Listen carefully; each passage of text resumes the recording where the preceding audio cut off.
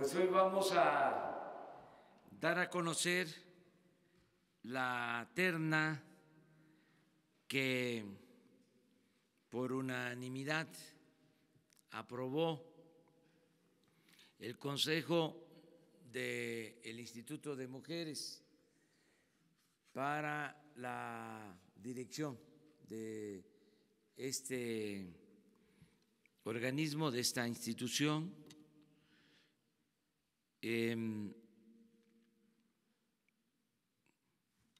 No sé si la licenciada les da a conocer el procedimiento y la terna también.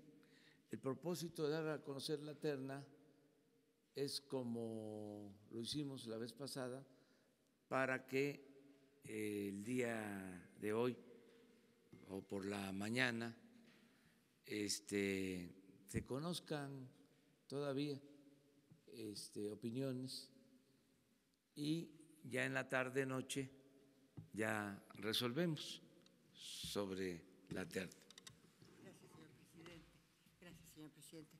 Muy buenos días a todas, a todos ustedes.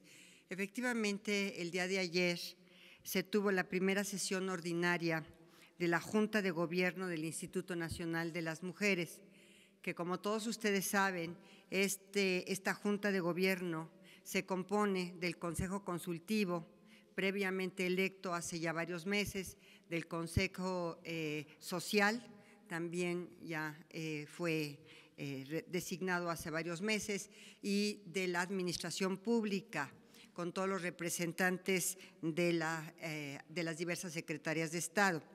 Yo quisiera compartirles que, desde luego, como es la instrucción del señor presidente, esta administración prioriza los procesos transparentes y fomenta la participación de todos los actores involucrados para tener objetividad y asegurar objetividad y buscar una representación democrática en cualquier decisión. Por eso, este proceso de selección de la terna es una prueba de ello. Y quiero agradecer la participación, en primer lugar, de todas aquellas que se animaron a participar en este proceso, en esta auscultación. Felicitar a las integrantes del Consejo Consultivo y Social por la labor que realizaron en las entrevistas, en los filtros, en las votaciones, que yo puedo atestiguar se dotaron de imparcialidad y objetividad en esta selección. Se participaron, desde luego, personas de las mujeres, de las organizaciones civiles, de la academia, del sector público, de las empresas y de otros sectores. Y también yo quisiera decir que todas estas mujeres que participaron, todas, lo único que demostró fue el gran capital que tenemos de mujeres comprometidas con los derechos de las mujeres y con programas que pueden llevar a cabo la igualdad entre hombres y mujeres. Se analizó su trayectoria, sus proyectos, sus académicas, su estatus académico, sus credenciales, y básicamente se llegó a la conclusión unánime por consenso de 3 de las candidatas. La primera de ellas, Candelaria Ochoa Ábalos, que es una destacada académica originaria de Jalisco, quien, además de haber sido integrante del Consejo Social de Mujeres en administraciones pasadas, ha impulsado políticas para avanzar en la equidad de género en nuestro país, entre otras desde el Poder Legislativo cuando fue diputada federal. Patricia Olamendi Torres, que es una abogada de gran renombre y que ha promovido el mejoramiento de la calidad de vida de las mujeres, tanto en instancias nacionales como en instancias y organismos internacionales. Ejemplo de ello es el trabajo que ha realizado en el Sistema Interamericano para erradicar la violencia en contra de la mujer y su labor en la Procuraduría General de Justicia de la Ciudad de México. Y por último, la doctora Nadim Gassman. El trabajo de la doctora Nadine Gassman que ha realizado es en favor de los derechos de las mujeres, particularmente en relación a los derechos reproductivos de las mujeres, y ha sido reconocida internacionalmente. Ella es médico cirujano, especialista en derechos sexuales y reproductivos. Además, está ahorita precisamente también desempeñándose en la Organización de Naciones Unidas, en ONU Mujeres, en Brasil, como representante en Brasil. Muchas gracias. Muchas gracias. Pues esa es la terna y ya para la tarde-noche se toma la decisión que va a considerar la opinión del grupo de mujeres del Gobierno de la República que encabeza la licenciada Olga Sánchez Cordero. Ella va a deliberar con sí, es una decisión del presidente, pero yo voy a tomar en cuenta la opinión del grupo que nos ha estado ayudando en todo este proceso, el grupo que encabeza, coordina la licenciada Olga Sánchez Cordero.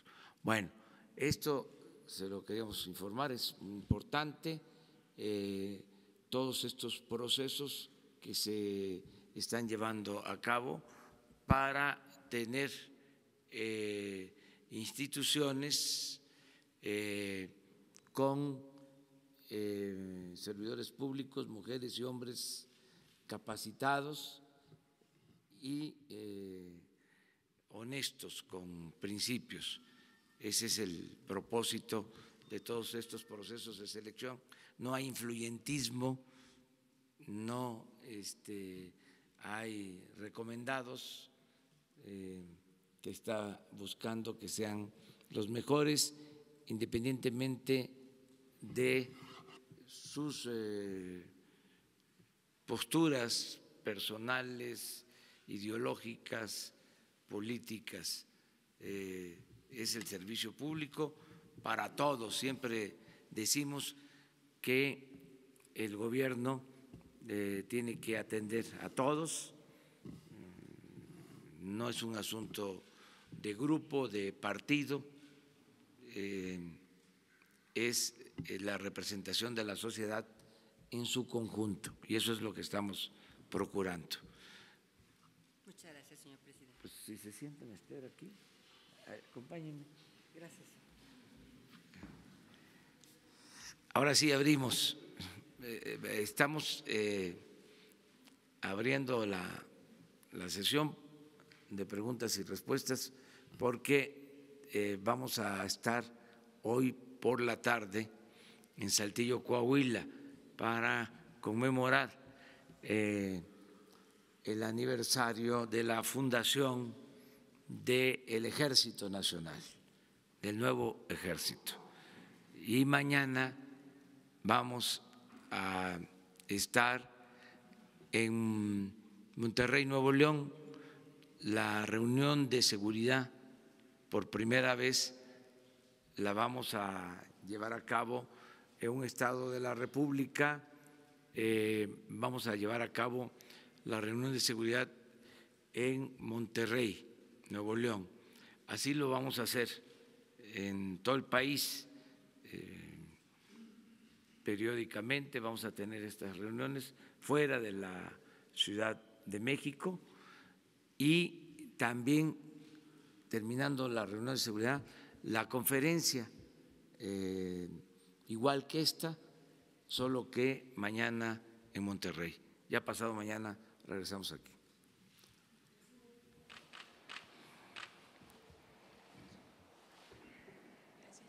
Hola, presidente. Buenos días. Rosa Elena Soto. Preguntarle, en el Congreso se discuten dos temas, el de la Guardia Nacional hoy, posiblemente se apruebe, también en la Cámara de Diputados está el tema de del aumento de los delitos graves. Preguntarle, las organizaciones sociales están proponiendo una modificación, ya sea el artículo 16 o 19, para que la prisión preventiva oficiosa sea justificada. Al parecer hay un rechazo a esta propuesta. ¿Cuál es su opinión al respecto? Y también el rechazo también en el Senado de algunas de las propuestas que están pidiendo para la Guardia Nacional. Miren, he estado pendiente de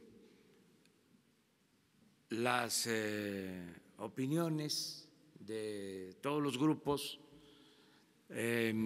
sobre la creación de la Guardia Nacional y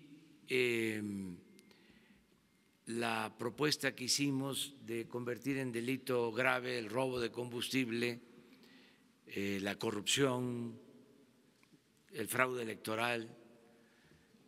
Y la verdad, hay una actitud de rechazo de parte del PAN y de algunos dirigentes del PRI, hablando en plata, en bloque están actuando los senadores del PAN en contra de la creación de la Guardia Nacional. Ojalá y modifiquen esa actitud que no ayuda, porque se requiere de la Guardia Nacional. Tenemos un problema serio de inseguridad y de violencia que creció porque los gobiernos anteriores ni atendieron las causas que originaron la inseguridad y la violencia, es decir, no combatieron la pobreza, ni tampoco se ocuparon de garantizar la seguridad pública. Simularon que enfrentaban el problema de la inseguridad con operativos, pero todo en el esquema de la publicidad, de la detención de líderes de organizaciones delincuenciales sin que se atendiera el problema de la inseguridad. ¿Y por qué digo esto? Porque no se cuenta con policías ni con elementos suficientes para proteger a la población. El presidente de la República, de acuerdo a la Constitución, solo dispone de 20,000 efectivos para enfrentar el grave problema de la inseguridad y de la violencia. Y entonces hay una actitud partidista en el Senado, en la Cámara de Diputados, y existe esta oposición a la Guardia Nacional. Nosotros vamos a seguir haciendo nuestra labor, pero sí quería darlo a conocer, así, con toda claridad. El PAN como partido se opone a la creación de la Guardia Nacional, y un grupo de dirigentes del PRI. Me han planteado gobernadores del PRI que ellos apoyan la Guardia Nacional, pero algunos dirigentes de ese partido están resueltos a no aprobar la reforma constitucional. ¿Por qué algunos gobernadores del PRI sostienen que apoyan? Porque pues ellos tienen que enfrentar el problema de la inseguridad y de la violencia y saben que es lo mejor para garantizar la seguridad pública. Acerca de las modificaciones legales, lo mismo. Nosotros necesitamos que sea delito grave la corrupción. Necesitamos que sea delito grave, sin derecho a fianza, el robo de combustible, que sea delito grave el fraude electoral. Y desde luego que somos respetuosos de lo que decidan los legisladores, pero vamos a hablar con claridad para que los ciudadanos sepan quiénes votaron a favor, quiénes votaron en contra y podamos transparentar todos estos procesos. No tienen por qué ocultarse, no tengo por qué callarme. No tengo ningún problema de conciencia. Ahora resulta que los que utilizaron solo como recurso el uso de la fuerza en tiempos pasados y que desataron la violencia y convirtieron al país en un cementerio, ahora dicen que son defensores de derechos humanos y que no quieren la militarización del país, cuando no es eso lo que se está proponiendo. Lo que queremos es que haya seguridad pública, que podamos resolver los problemas de homicidios, de robos que afectan a la población. Entonces, qué bien que me pregunta, porque está por resolverse este asunto en la Cámara. También decirle con todo respeto a los legisladores que no acepto como titular del Ejecutivo la simulación. Una reedición de la Policía Federal sería lo mismo. ¿Desde cuándo se tiene la Policía Federal? Y miren el resultado. No ha funcionado desde que se creó la Policía Federal y muchos problemas de corrupción en compras de equipos,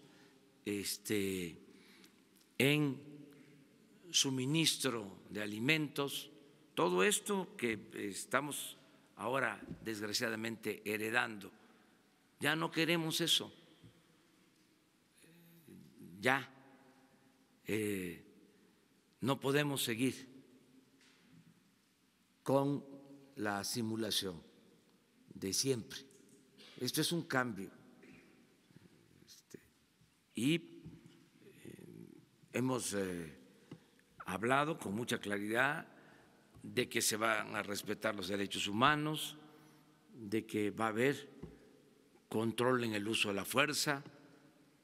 Hemos hablado de que existe una actitud de cambio en las prácticas que por las características anteriores se llevaban a cabo tanto en la Marina como en el Ejército.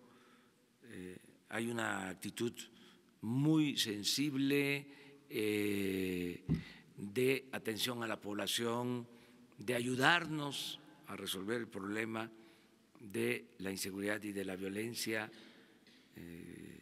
Y yo creo en este giro que se le puede dar al Ejército, que se le puede dar a la Secretaría de Marina para que nos ayuden en el principal problema que tenemos, que no es la defensa nacional, no es la seguridad interior, el principal problema es la seguridad pública.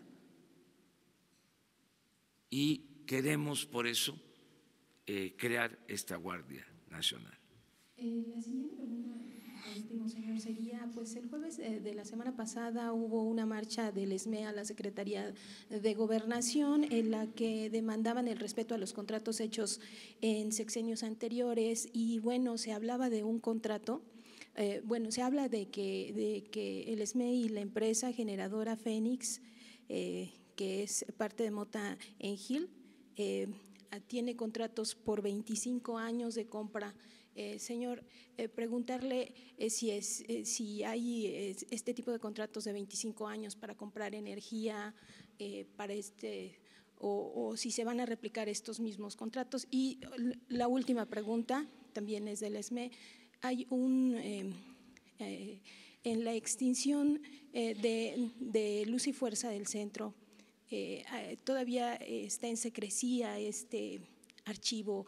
En su sexenio se dará a conocer cómo fue el decreto de extinción de Luz y Fuerza.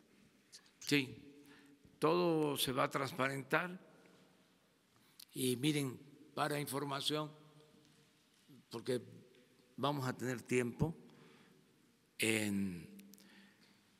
de revisar los contratos. Aunque parezca increíble, hay contratos para compra de energía por 40 años.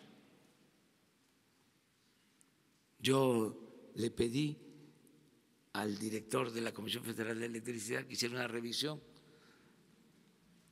con la esperanza de que se vencieran en este sexenio para renegociar en beneficio de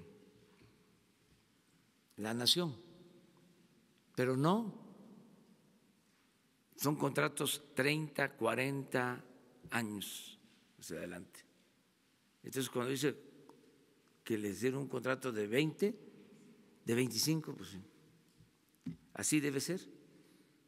Entonces, legalmente no se puede revocar un contrato solo que hubiese alguna causa justificada. Entonces, eso sí se está haciendo, básicamente. Y la transparencia, eso sí, de todo. No vamos a ocultar absolutamente nada. Sí, sobre el expediente, la transparencia del expediente de Luz y Fuerza.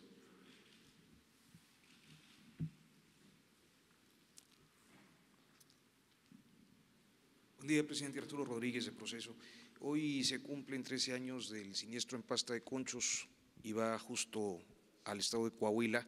Entiendo que Gobernación ayer estableció una mesa. La cuestión sería si en este ánimo de resolver los reclamos de los deudos estaría dispuesto el Estado mexicano a desistirse en la controversia en la CID sobre este asunto que sigue litigando. Ese sería el planteamiento. Sí, nosotros todo lo que signifique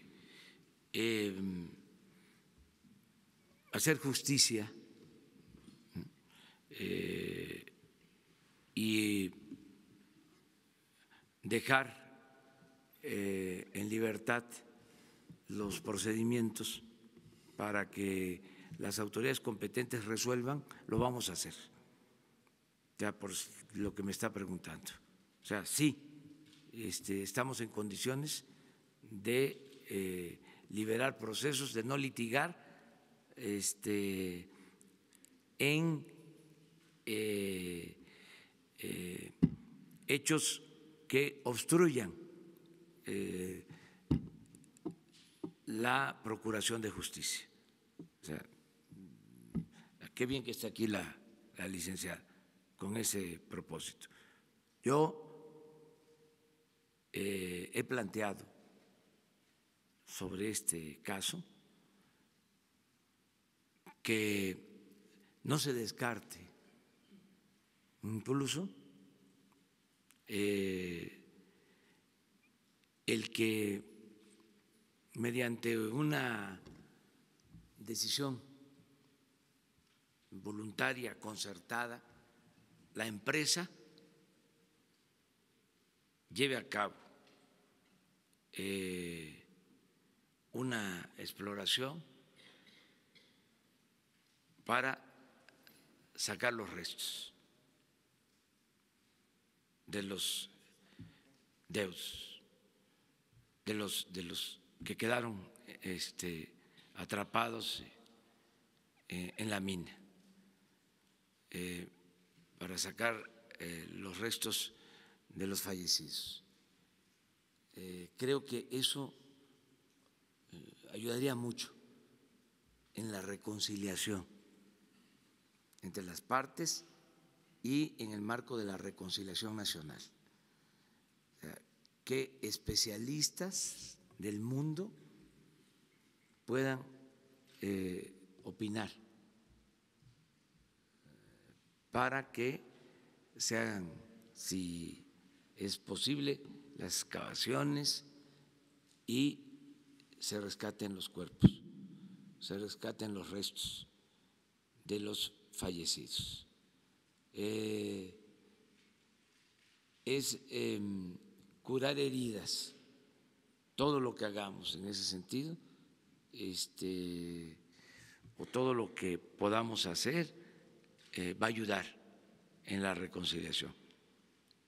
Y estamos dispuestos incluso a plantearlo a la empresa para que profesionalmente, técnicamente, científicamente se analice la posibilidad para la reconciliación, independientemente de la impartición de justicia, de la reparación de los daños, independientemente de eso. Para los familiares de víctimas, lo más importante son los restos de sus familiares, el tenerlos. Ese es el sentimiento general. Entonces, nosotros estamos por eso. Y también qué bien que está aquí la licenciada, para tomar nota de que esa es nuestra postura. A ver. Gracias, presidente. Buenos días. Quisiera consultarle su opinión sobre esta solicitud de audiencia que hizo ayer el presidente de la Comisión Reguladora de Energía para ver si pueden platicar personalmente sobre las acusaciones que existen sobre presunto conflicto de interés. Y después el INAI también solicitó una audiencia con usted para platicar. Dicen ellos que quieren explicarle cuál es su trabajo y su función como órganos autónomos. Si piensa recibirlos, ese sería el primer tema. Sí, estoy abierto porque es un derecho que tienen los ciudadanos, el derecho de audiencia.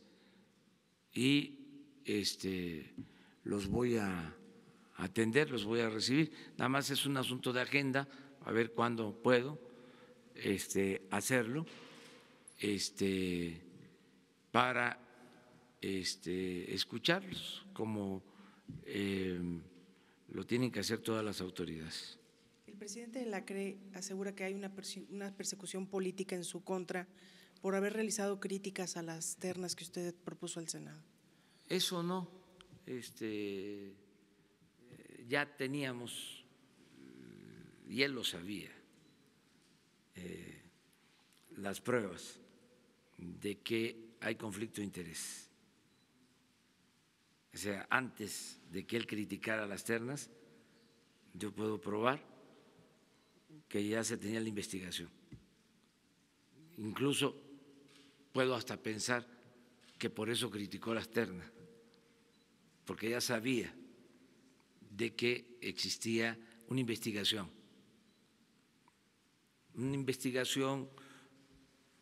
sobre conflicto de intereses. No se hace de un día para otro. Si hacen ustedes una revisión de cuándo fue que dije yo aquí que iba a enviar las ternas, cuando él hace el cuestionamiento a las ternas y cuando se da a conocer de que hay conflictos de intereses, pues se van a encontrar en el tiempo de que ya teníamos toda la información, ya Inteligencia Financiera tenía el expediente y yo tengo, ya se los he dicho, como criterio que cuando me presentan un expediente sobre un presunto ilícito o un ilícito probable, ordeno de inmediato que se proceda. Ya cuando hay pruebas, de inmediato se procede. De todas maneras, yo lo recibo, pero no fue por eso. O sea, no actuamos así. También consultarle, presidente, quisiera saber su opinión sobre una iniciativa que se está procesando en la Cámara de Diputados para reformar la ley de Pemex. Se plantea la posibilidad de incrementar las facultades del director de la empresa y restar facultades al Consejo de Administración. No hay ninguna iniciativa de parte nuestra. Es de Morena. Ah, bueno, sí, pero nosotros no aprobamos eso. Es decir, el Ejecutivo no queremos ninguna modificación en ese sentido, porque no queremos darles pretextos, excusas a los que han saqueado a Pemex. Si ahora nosotros planteamos algo así, entonces, ¿qué van a decir? Van a gritar como pregoneros de que ya se está actuando con arbitrariedad y ya no va a haber contrapesos en Pemex. ¿Qué decía la derecha, los conservadores? Que había que terminar con el monopolio de Pemex, ¿no?, para quedarse ellos con el monopolio, porque al final eso fue. Es un doble discurso, muy hipócrita. Entonces, no los tocamos ni con el pétalo de una rosa. O sea, nada, ninguna modificación. Ahí, afortunadamente, a diferencia de lo que hablaba de los contratos de Pemex de 40 y 50 años, en este caso sí se vencen los plazos. O sea, ahí amarraron, pero les faltó, porque creo que le dieron de tiempo a estos consejeros 8 años, en otros casos, bueno, 15 años, 20 años, 40 años. Y luego hubieron renuncias y ahí tenemos posibilidad de limpiar todo ese cochinero que dejaron con la reforma energética, sin necesidad de modificar ninguna ley. Es facultad del titular del Ejecutivo presentar las ternas para los nuevos consejeros en todos estos organismos. Entonces van a cambiar las cosas. Además, eran tan ineficientes estos organismos que ni siquiera les daban permiso de trabajo, de exploración, de crear plantas para la generación de energía al sector privado. Una solicitud que se hacía a un organismo de este tipo se llevaba 6 meses, 8 meses, 1 año para que se resolviera. Ni a Pemex les daban permiso, pues. No, algo totalmente absurdo creado con la reforma energética. Entonces, todo eso tenemos que quitar. En parte, pues por eso la crisis en la Comisión Federal de Electricidad, ellos fueron los que autorizaron contratos para pagar cantidades estratosféricas por el gas. Imagínense los negocios. Los gasoductos son particulares y el dueño del gasoducto obtuvo un contrato para que la Comisión Federal de Electricidad le compre el gas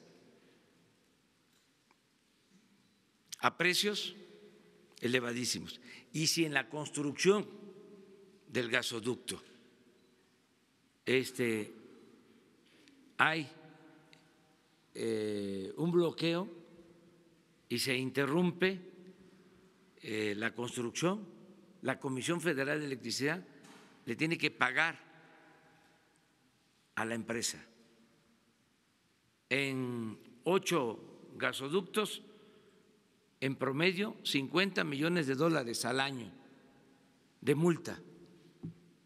8 gasoductos detenidos, parados. ¿Quién autorizó esto? La CRE.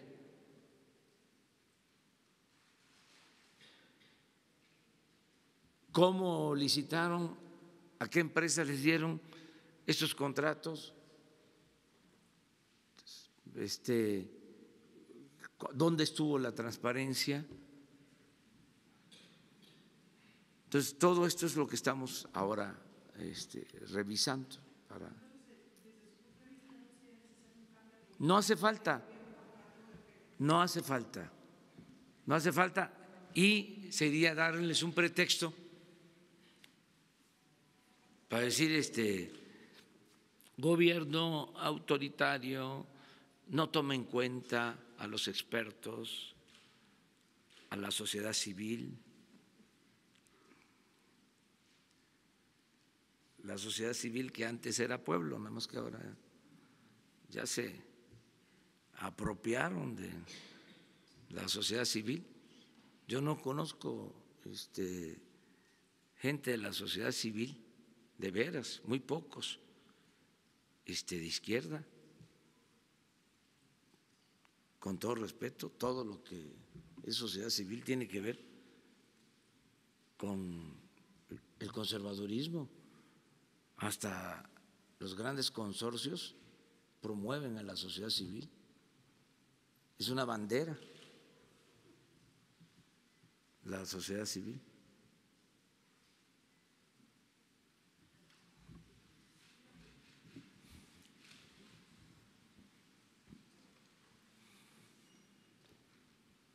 Buenos días, señor presidente. Buenos días, secretaria. Alejandro Lelo de la Red Grupo Cantón. Presidente, preguntarle, el fin de semana vimos un muy fuerte apoyo del gobernador de Sinaloa y del gobernador de Durango a la Guardia Nacional. Preguntarle el detalle de qué otros gobernadores estarían apoyando esta Guardia Nacional y si le han manifestado que ellos podrían interceder ante diputados, en un caso del PRI, en otro del PAN, diputados y senadores, para que votaran a favor de la Guardia Nacional, y si este apoyo sería incluyendo el cuarto transitorio que permite a las Fuerzas Armadas actuar por 5 años, y también que la Guardia Nacional sea adscrita a la Secretaría de Defensa Nacional y no como proponen a la Secretaría de Seguridad Pública. Y la segunda pregunta, presidente, data de 2000, en aquel año para financiar la campaña de Francisco Labastida, desviaron recursos de Pemex vía el sindicato petrolero. Después se les sentenció a hacer ese pago, esa devolución del dinero a 31 años. Van a terminar en 2031 de devolver ese dinero, son 1.580 millones de pesos. Esos recursos, acusa la oposición del sindicato, que están saliendo de las cuotas de los trabajadores de Pemex. ¿Usted tiene conocimiento de ello y también tendría conocimiento de que sí se está pagando esta deuda? Bueno, acerca de lo primero, la mayoría de los gobernadores del PRI ha expresado su apoyo a la Guardia Nacional. Ayer hubo una reunión con la secretaria de Gobernación y eso expresaron. Todos los gobernadores. ¿Cuántos? Todos los gobernadores del PRI. La única que no estaba presente era Claudia, porque estaba fuera de México. La gobernadora de Sonora. Sí. Pero, sin embargo, tengo información que algunos senadores, no voy a mencionar nombres, pero sí estoy informado. Nada más les recuerdo de que ya no está el CISEN, pero el presidente tiene información.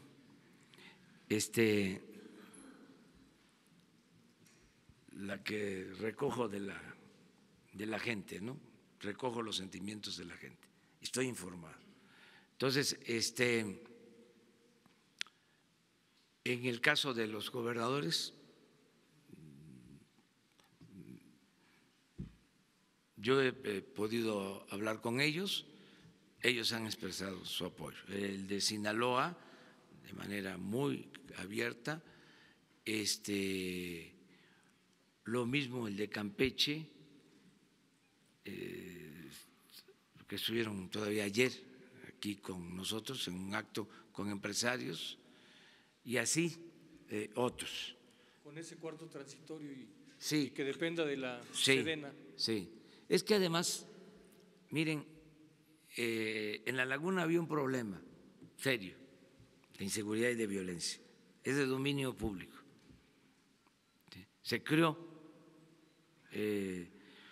un sistema de seguridad con la policía militar para La Laguna, que atiende en la parte de Durango y de Coahuila, y fueron muy buenos los resultados, son buenos los resultados, se redujo la incidencia delictiva.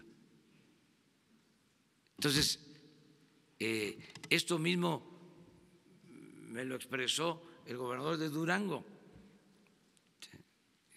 que aún perteneciendo al PAN, dice, es que esto es lo que nosotros necesitamos. Pero el PAN está viendo esto como un asunto político. Quieren ellos utilizar esto como bandera para enfrentarnos políticamente hablando. Entonces, es legítimo, nada más que fuera máscaras. O sea, vamos a aclarar las cosas porque estamos hablando de la seguridad de los mexicanos. Nos podemos pelear en otras cosas, hay varios campos, además somos distintos, diferentes. O sea, yo vengo de un movimiento liberal y yo sostengo, es mi punto de vista, lo digo con todo respeto, que ellos son conservadores. Y cada quien que tome su camino. Pero en esto hay que ser muy claros, porque se trata de la seguridad pública y considero que ellos no tienen autoridad moral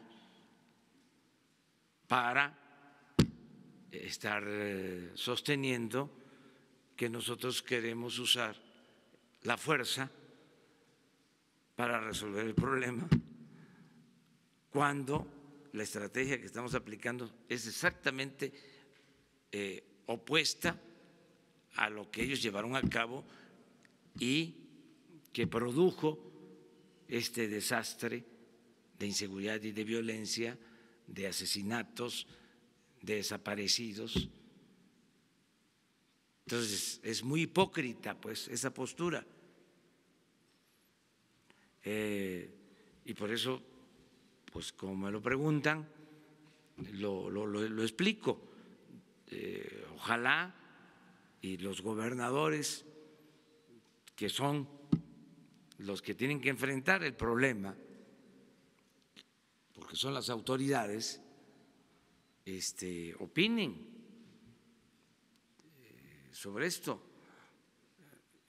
¿Qué van a solicitar el ejército para sus estados si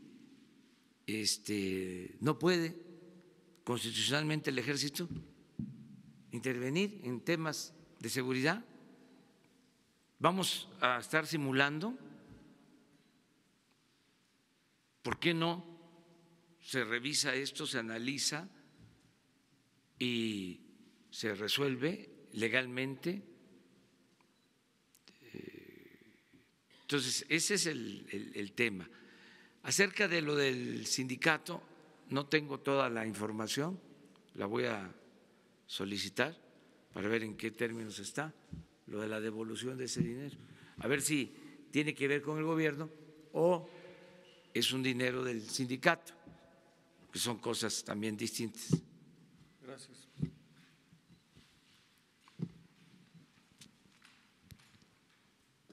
Buenos días, Daniel Blancas de Crónica. Primero, presidente, comprometerlo, hacerle una petición a que en los días posteriores nos pueda mostrar los nombres o detalles de los contratos que refiere de 40 a 50 años para que al menos la opinión pública lo conozca y pueda hacer un contrapeso en ese sentido. Y dos preguntas, presidente. Tenemos información de que le fue presentado un reporte o tiene usted referencias respecto a las irregularidades en las que se fincó la investigación del caso Tlahuelilpan.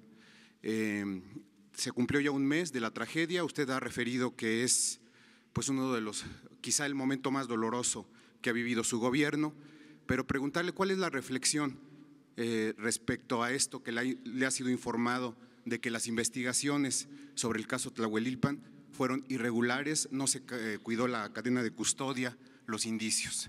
Esta reflexión. Y segundo, aprovechando que está aquí la secretaria de Gobernación, hemos estado en comunicación con integrantes del Colegio del Notariado Mexicano. Es un tema que ya se ha referido de manera somera en las conferencias, la propia secretaria lo ha hecho, pero hay información en el sentido de que se están vendiendo como si fueran locales de venta las notarías en cifras millonarias, 15 millones, 20 millones de pesos, y que se están utilizando las notarías para evadir cuestiones fiscales, para hacer, usted sabe que una de las tareas de las notarías son la retención, el cálculo de los impuestos, y se están utilizando precisamente para desviar estos fondos. ¿Cuál es la estrategia? Sabemos que también hay leyes que están en curso, pero ¿cómo se va a frenar esta situación de las notarías? ¿Hay alguna estrategia? ¿Pueden intervenir los órganos de inteligencia del Estado financieros para que esto no siga ocurriendo? Miren, en el caso de Hidalgo, desde luego, ¿no? Es un tema muy doloroso, aunque pase el tiempo, esto nos afecta mucho por la pérdida de vidas humanas. No tengo ninguna información, es decir, no me han presentado ninguna investigación. No, pero que le han referido que la investigación no se hizo como se tenía que hacer. No. Lo que nos han dicho de enviados de la Secretaría de Gobernación, precisamente. No, no es cierto. O sea, no hemos tratado este tema en las reuniones que tenemos de seguridad. O sea, es lo que se conoce y lo que tiene como investigación la Fiscalía General, nada más. O sea, no se ha presentado un informe al interior del gobierno, del Gabinete de Seguridad, no tiene ningún informe sobre posibles irregularidades, omisiones, ¿sí?, o errores cometidos. No existe ningún documento sobre esto. ¿Ni siquiera referencias verbales, presidente? No, ni siquiera referencias verbales. Se atendió todo el problema, el asunto doloroso, repito, ya se conocen las causas que originaron este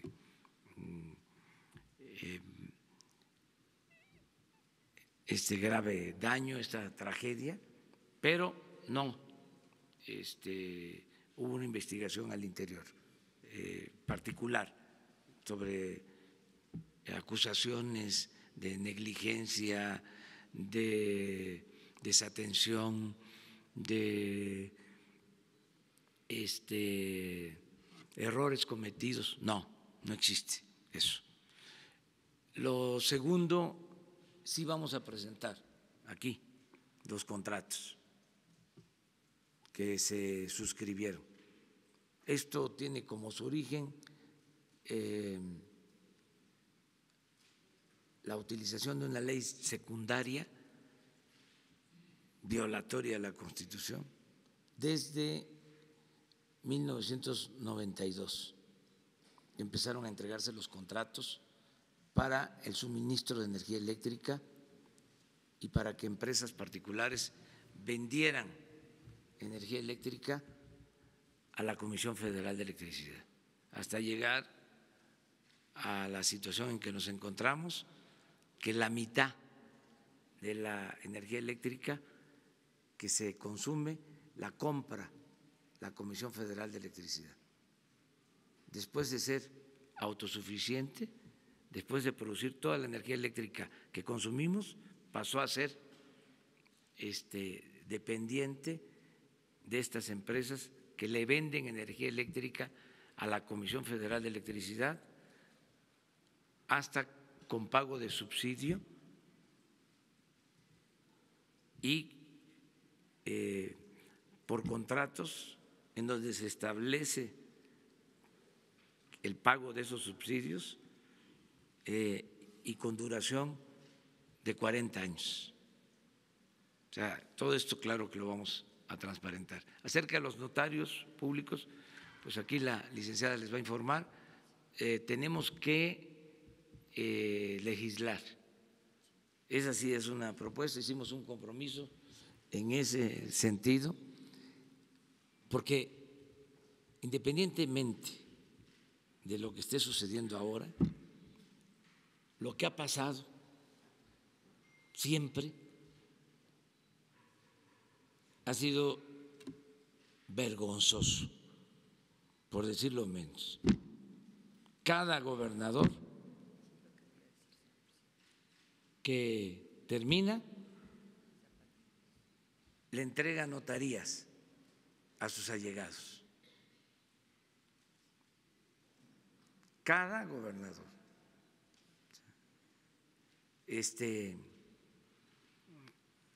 Aquí en la Ciudad de México, afortunadamente, por la Asociación de Notarios, esa práctica no se realiza, o al menos cuando yo estuve de jefe de gobierno no entregué ninguna notaría. Cuando finalicé el gobierno, porque también hay un procedimiento bien definido, existe también en los estados, pero le dan la vuelta. Entonces, que ayude esta pregunta para que se erradiquen esas prácticas y que se modifique la ley. Gracias, señor presidente. El entonces candidato a la presidencia, Andrés Manuel López Obrador, en Acapulco hizo un compromiso con los señores notarios de 10 puntos. Uno de los más importantes era una reforma constitucional para que el Congreso de la Unión legislara sobre una ley general que estableciera los lineamientos y distribuyera las competencias en relación precisamente a los notarios.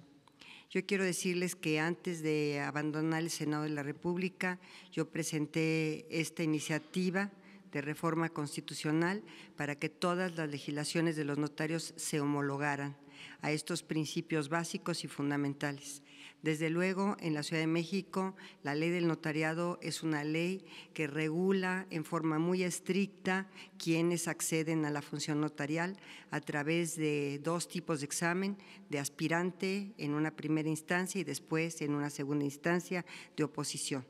Y por eso el notariado de la Ciudad de México tiene tanto prestigio en todo el mundo en relación a la capacitación, a la seriedad y a la honestidad de los notarios. Sin embargo, si hay algunas situaciones de actos ilícitos por parte de los notarios, de desviación de impuestos retenidos o cualquier otra conducta que implique la comisión de un delito, por supuesto que las denuncias ante las diversas procuradurías, si es un impuesto federal, estará a cargo de la Fiscalía General, si son impuestos locales, a cargo de las fiscalías de los diversos estados, de las diversas entidades federativas, pero desde luego se presentarán las denuncias penales correspondientes.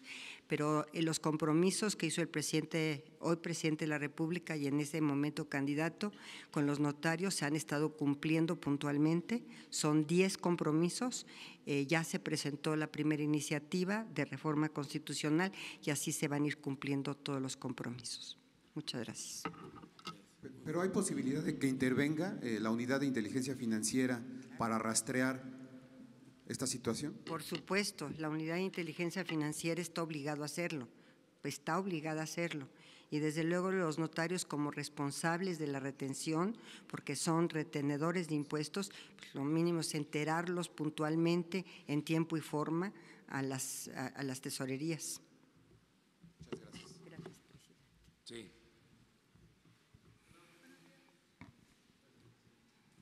Ustedes 3. Rápidamente, muy buenos días, José Miguel Ávila del Universal Deportes. Platicar sobre la Fórmula 1, señor presidente.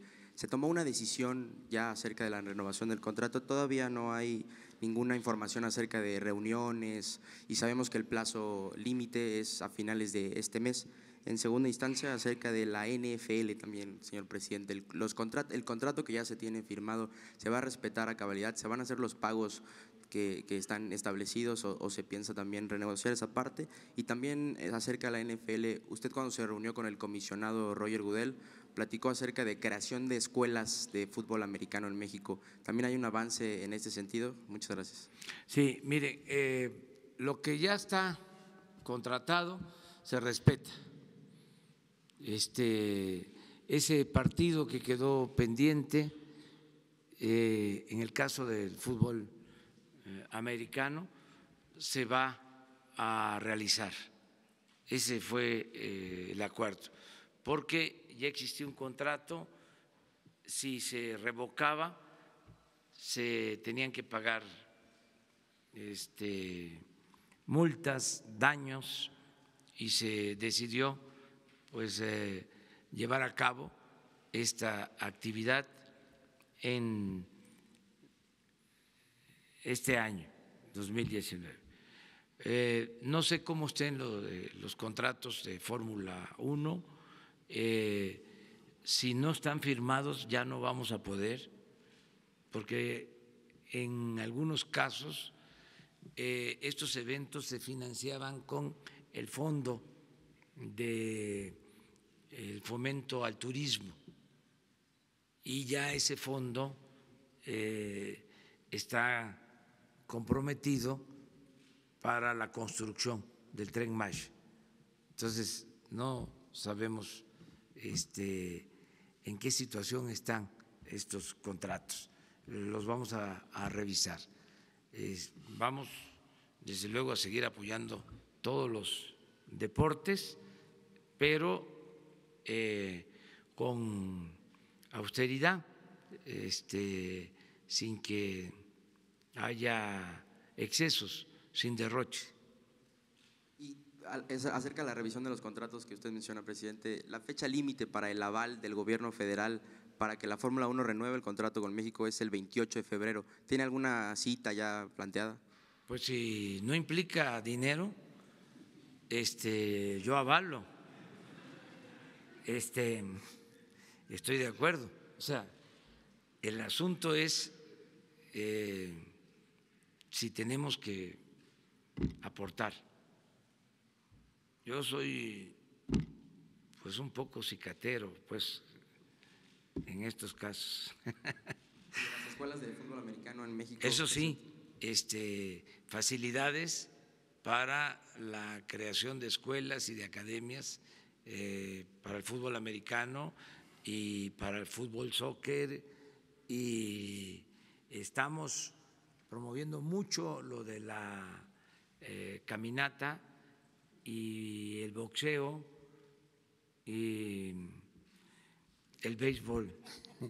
Precisamente mañana vamos a inaugurar en Monterrey el Salón de la Fama del béisbol. También a eso voy, a Monterrey. Entonces, todo lo que es deporte se va a impulsar, y estuve muy pendiente de el juego, ¿sí?, del clásico de aquí de la capital, y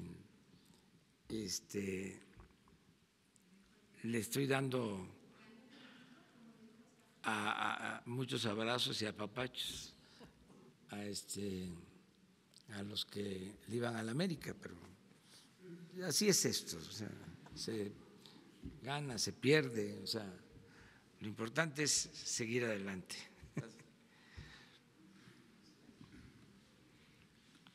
Buenos días, señor presidente. Ricardo García, de Revolución 3.0. Dos temas. A principios de este mes, nuestro medio le comentó acerca de un grupo de niños, los huérfanos de Nochixtlán, que a raíz de la problemática, se encuentran en una situación muy precaria. Pasamos esta información con su equipo, y hasta el día de hoy ninguno de los niños ha sido atendido. Quisiéramos saber si inclusive no se han comunicado con ellos. Quisiéramos saber si existe un plan en atención, si usted ha conocido las historias de los niños.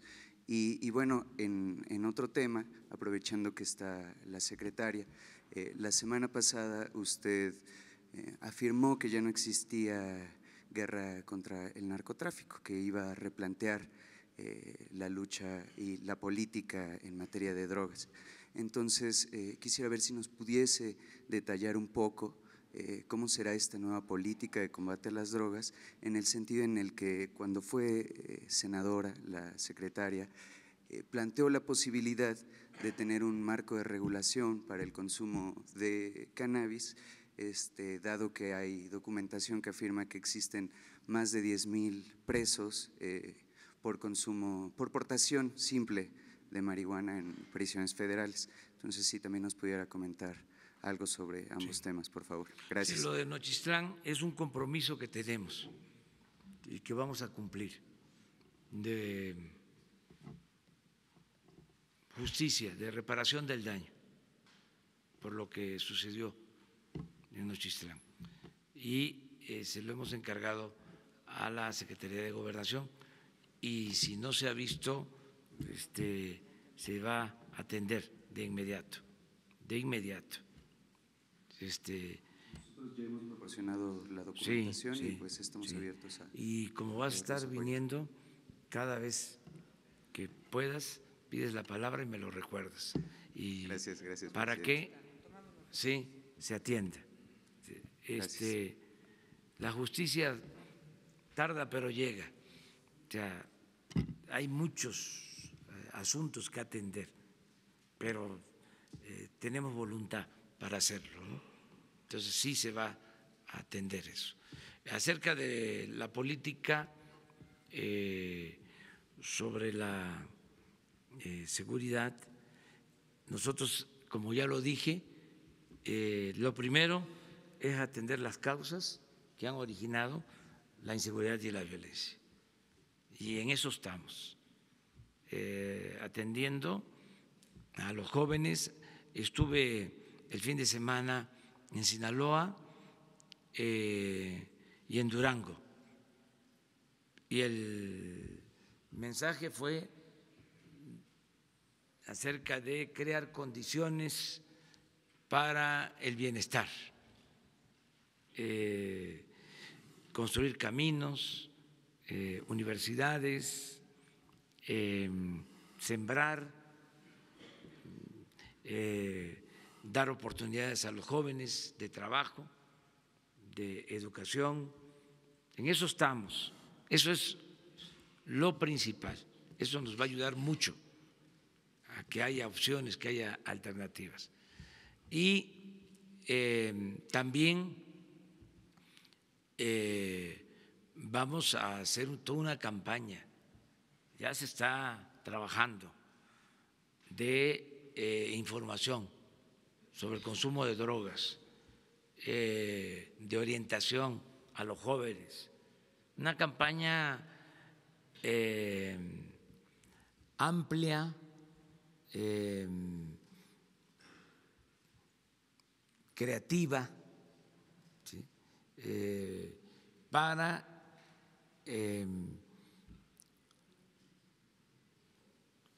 conmover y crear conciencia en los jóvenes, para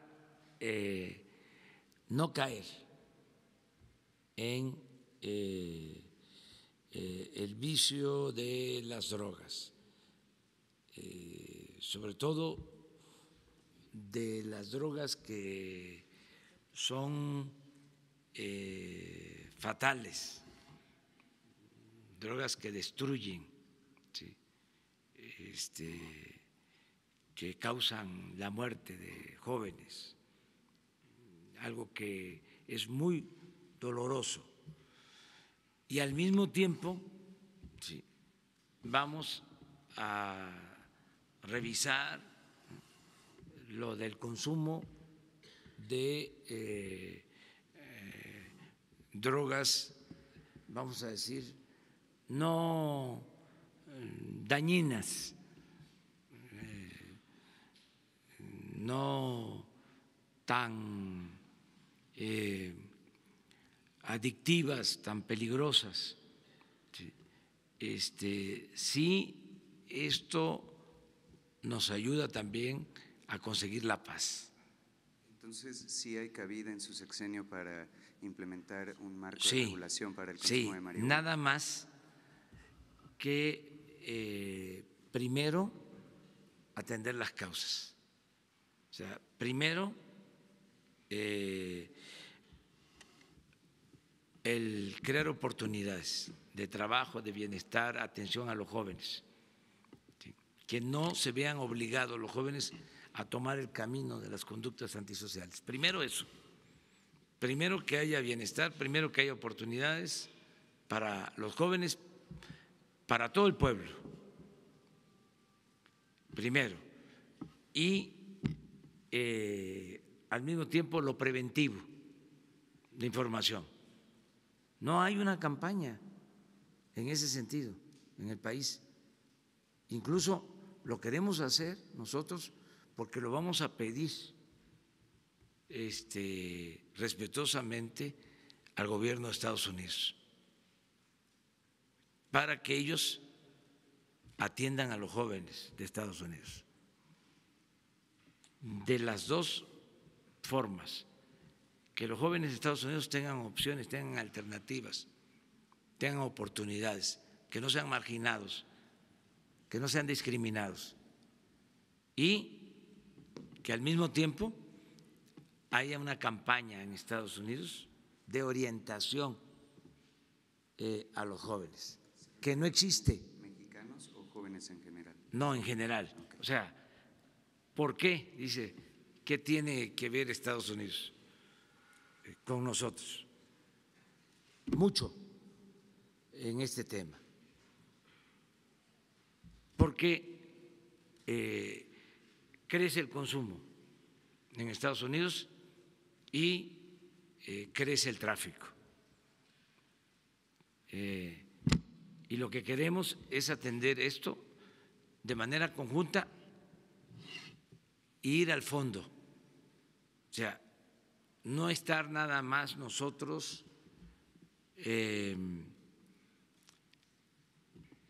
atendiendo efectos, sino que nos apliquemos y se vaya a las causas, al fondo del asunto. Eso es lo que te puedo comentar. Entonces, no descartamos nada. Gracias, señor presidente. Secretario. Buenos días, presidente de México, su servidor Carlos Pozos, líderes mexicanos y petróleo y energía.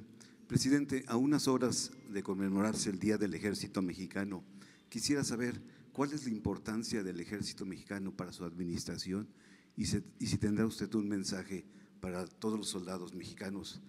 Y también hacerle de su conocimiento que hay un monopolio en la utilización del Kevlar por 20 años en las administraciones pasadas, lo cual va en detrimento de sus chalecos y de sus cascos balísticos. Esa es mi primera pregunta. Y mi segunda pregunta, ayer usted tuvo una reunión en este salón tesorería con los representantes de la iniciativa privada nacional y extranjera. ¿Hay una luna de miel ya con la iniciativa privada? Bueno, hoy vamos a hablar sobre el ejército. Yo ya en otras ocasiones he expresado lo que considero de esta institución. Sin duda es una institución fundamental para el Estado mexicano y es una institución que nos ayuda en circunstancias como la que estamos viviendo, de inseguridad y de violencia. Es una institución que puede contribuir mucho para garantizar la seguridad pública. Ese es un punto de vista. Hoy voy a hablar de eso, de lo que representa esta institución, desde que se instituye de los tiempos modernos, los tiempos actuales, luego de el golpe militar de Victoriano Huerta a el presidente Madero. Desde que se da ese golpe de Estado, desde que se destituye, encarcela al presidente Madero y luego es asesinado, surge el Ejército Nacional. Es un ejército que surge del pueblo, es un ejército revolucionario y de eso voy a hablar el día de hoy y por eso también quiero aprovechar la oportunidad para agradecerles porque he contado con su apoyo, con su respaldo. Acerca de estos contratos vamos a indagar, vamos a tener resultados y el acto del día de ayer con la iniciativa privada fue muy bueno, hay el compromiso de trabajar juntos para lograr que el país tenga crecimiento económico, que no ha habido crecimiento económico en todo este periodo, o ha sido muy raquítico el crecimiento económico en México. A eso se debe también la crisis del país, porque si no hay crecimiento no hay empleos, si no hay empleos no hay bienestar, si no hay bienestar no puede haber paz y tranquilidad. Entonces, queremos crecer en el sexenio a una tasa promedio anual del 4%, no del 2%, no.